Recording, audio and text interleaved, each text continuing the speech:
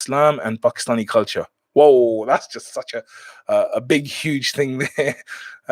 Pakistani culture and Islam. Okay, so I love Islam, as you can probably tell. I really, really like. I deeply love Islam, and I'm not saying that as like a showing off thing, but I'm like, whenever something good happens, I'm like, yeah, that's what Islam says. That this and that.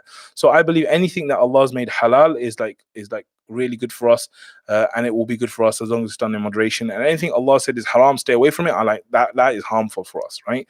So that's my general view on Islam.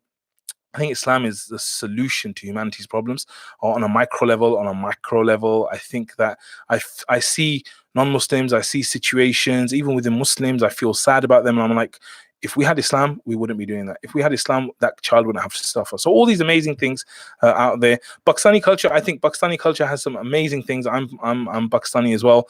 I think Pakistani culture has some amazing things, like the way we do hospitality, the way we look after, the elders, the kind of way that we have respect for each other, the way we talk to each other, the food. There's so many things about Pakistani culture which are amazing. Right.